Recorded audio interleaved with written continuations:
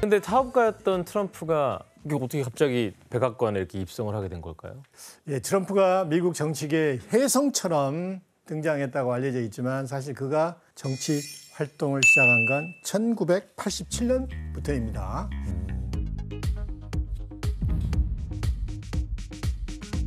사실 트럼프는 1987년에서 1999년 공화당 당원으로 시작을 했고 1999년부터 2001년까지는 개혁당, 2001년부터 2009년 민주당을 거쳐 2009년 공화당으로 돌아왔지만 이후 탈당해 무소속이 됐습니다.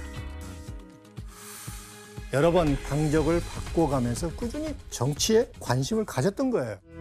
Political observers this morning are still wondering what Donald Trump really wants. Is he running for president or just getting his name and face on television? I'm not happy with what's happening in the country. Nobody else is either. The spirit, the whole thing, it's gone. It's just terrible. And so I'm just going to look at it. I'll look at it very seriously. As you know, I love what I'm doing, and I'm having a lot of fun what I'm doing. But we will see what we will see. 트럼프는 자신의 상징과도 같은 뉴욕 맨하탄의 트럼프 타워에서 뜻밖의 선언을 하게 됩니다.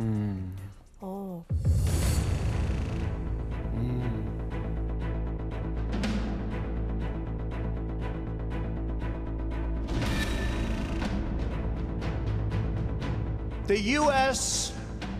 has become a dumping ground for everybody else's problems.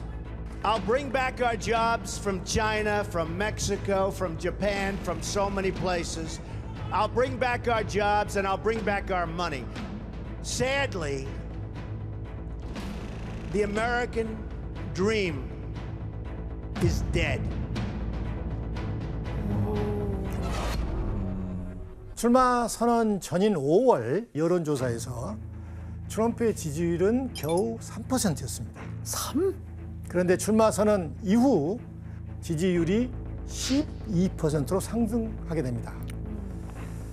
트럼프가 대선 출마 선언 때 한 강경 발언이 보수층의 지지를 이끌어낸 결과라고 분석을 합니다. 와. 그리고 2015년 11월 국제사회를 뒤흔든 충격적인 한 사건이 터지면서 트럼프의 지지율에 또 한 번 영향을 미치게 됩니다.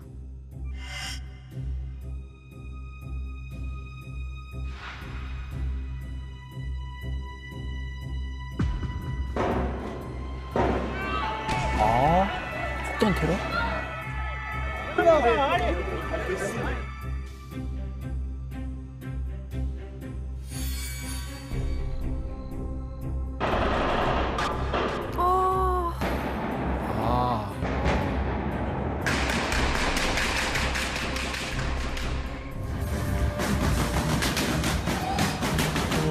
진짜 미친 짓이었다면서요.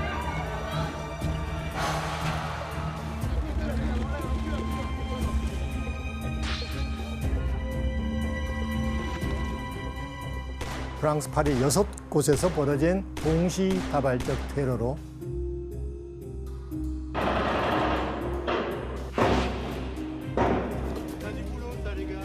최소 130명이 사망한 비극적인 사건이 벌어진 것입니다. 진짜 말도 안 돼. 어떻게 저런 일이. 안타까운 사건이죠. 그런데 이 사건의 주범은 이슬람 국가 IS였죠. 교수님, 근데 이 테러랑 트럼프랑은 뭐 어떤 관계가 있는 거예요? 당시 충격적 사건이 터지면서 트럼프는 무슬림의 입국을 제한해야 한다는 발언을 했습니다. Donald J. Trump is calling for a total and complete shutdown of Muslims entering the United States. We have no choice. We have no choice. 이 발언으로 트럼프의 지지율은 36%까지 상승하게 됩니다. 36%. 이후 트럼프는 2016년 2월부터 시작된 공화당 경선 레이스에 본격적으로 뛰어들게 됩니다. Frankly, I'm the most solid person up here. I built a tremendous company, and all I want to do is make America great again. Donald, you're not going to be able to insult your way to the presidency. That's not going to happen. You know, you started off over here, Jeb. You're moving over further and further. Pretty soon you're going to be off the end. When you point to his own record, he screams, liar, liar, liar. Nasty guy. Now I know why he doesn't have one endorsement from any of his colleagues. All right, John, I said The now. latest debate, Well, hold on, gentlemen, I'm going to please. get my answer. Donald, relax. Go ahead. I'm relaxed. You're the basket case. Go ahead. Go ahead. Don't get nervous. Go ahead. 진짜 놀라운 모습은 맞다. 저 생방송이잖아요. 일단 한 번도 이렇게 보지 않아요. 다 모든 사람을 이렇게 봐요. 어쩌라고. 항상 이렇게 시선을 봐요. 트럼프 당당합니다. 넌 아니야. 너는 깜이 아니야. 이런 식으로 계속 공격합니다. 예. 같은 당 안에서. 트럼프는 대부분의 경선에서 1위를 차지하며 승승장구합니다. 결국 트럼프는 2016년 7월 19일 공화당 대의원 투표에서 과반수를 확보하면서 공화당의 대선 후보로 선출됩니다. 이로써 45대 미국 대통령 자리는 공화당의 트럼프와 민주당의 힐러리 클린턴이 격돌하게 됩니다. 힐러리 클린턴은 오바마 정부 때 국무장관을 맡은 등 미국 정치권에서 베테랑 정치인으로 평가받는 인물이었습니다. 우리에게는 빌 클린턴 전 대통령의 퍼스트 레이디로도 잘 알려진 인물이죠. 네. 그렇다면 이런 상황에서 대선에서 승리하기 위한 트럼프의 선거 전략은 무엇이었을까요?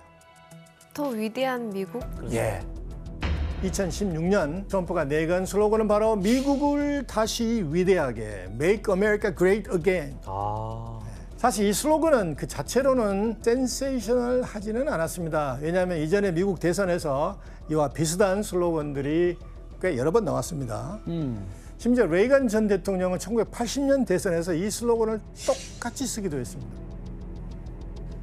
당시 미국의 상황이 어땠길래 이런 트럼프가 미국을 다시 위대하게 만들어야 된다라고 얘기를 했을까요? 가장 심각한 부분은 역시 경제였습니다. 미국의 무역 수지 적자는 2000년 이후 꾸준히 불어나고 있었을 뿐만 아니라 중하위 계층 미국인들의 임금도 10년이 넘게 상승 없이 정체되어 있었습니다. 그때 사회 전반적으로 우울한 상황이었어요. 노숙자도 늘고 패배주의가 곳곳 퍼져서요. 실제 조사했을 때는요. 응답자의 56%가 9.11 이후로 세계를 이끄는 강대국으로서요. 미국의 힘과 권위가 떨어졌다고 답하기도 했습니다. 그래서 미국의 경제 상황이 이렇게 되자 이에 가장 큰 불만을 품게 된 건 저소득, 저학력층의 백인 노동자 계층이었습니다. 그리고 그들의 분노는 진보 보수 모두를 포함한 기존 엘리트 정치에 대한 환멸과 분노로 이어집니다. The political establishment has brought about the destruction of our factories and our jobs as they flee to Mexico, China, and other countries all around the world. It's a global power structure that is responsible for the economic decisions that have robbed our working class, stripped our country of its wealth, and put that money into the pockets of a handful of large corporations and political entities. The only thing that can stop this corrupt machine is you. 그리고 이런 위기에 빠진 미국을 구할 수 있는 사람은 오직 자신뿐임을 강조합니다. 그리고 트럼프는 블루칼라 백인 유권자들을 결집시킵니다. I'm not racist or anything, but I think our borders do need to be controlled, and I think Americans should have first opportunity on jobs. I have all faith in Trump. I believe him. And I really felt all along it's one person I could trust because she is a crook. 와. 그렇다면 트럼프의 두 번째 선거 전략은 무엇일까요? 바로 미디어를 적극적으로 활용해 계속해서 이슈를 생산하는 거였습니다. 트럼프에겐 강력한 무기가 있습니다. 트위터입니다. 와. 이 만평은 2016년 7월 18일 뉴욕타임즈에 실린 만평인데 트럼프의 집무실에 트위터 버튼과 핵폭발 버튼이 나란히 놓여 있죠. 옆에서 이를 지켜보는 참모진이 겁에 질려 있죠. 또 뭐 올릴까? 트럼프가 트위터로 내뱉는 말들이 핵무기와 비슷할 정도로 위험하다는 의미를 담고 있는 만평이죠. 엄청 자주 올리지 않았어요? 예, 거의 중독에 가까울 맞아. 정도로 SNS 트위터에 중독. 많은 말들을 쏟아냈죠. 트럼프는 2015년 6월 16일부터 대선 기간 동안 7,697번 글을 올렸다고 합니다. 그 정도? 진짜 열심히 하셨다. 그렇다면 트럼프는 실제로 트위터를 통해 어떤 말들을 했을까 해보겠습니다. 아이고, 끔찍한데? 난리 난다 이제 난리 나. 왜? 뭐 어디까지 해? 얼마나 했게 그래?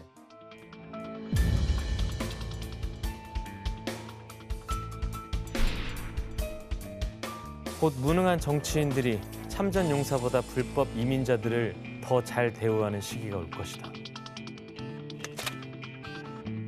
미국에는 정치적으로 올바른 바보들이 너무 많다. 말도 안 되는 일에 시간과 에너지를 낭비하지 말고 모두 돌아가서 일이나 해라. 힐러리 클린턴은 자기 남편도 만족시키지 못하는데 어떻게 미국을 만족시킬 수 있겠나? 이거 진짜 대박이었어.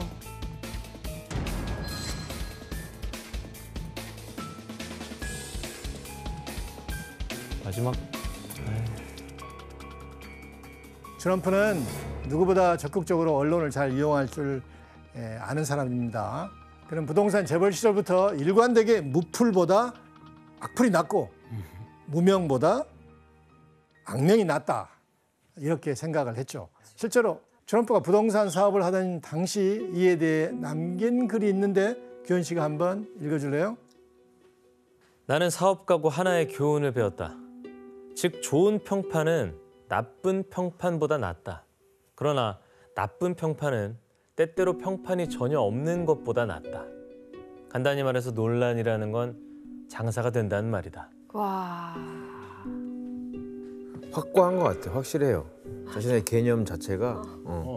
논란은 장사가 된다. 이게 트럼프만 할 수 있는 장사꾼의 얘기잖아요. 이것이 바로 트럼프 미디어 전략의 핵심이었습니다. 트럼프는 비싼 정치 광고를 내지 않더라도 미디어가 원하는 논란거리를 제공하면 돈 한 푼 쓰지 않고 나를 홍보할 수 있다고 말을 해왔습니다.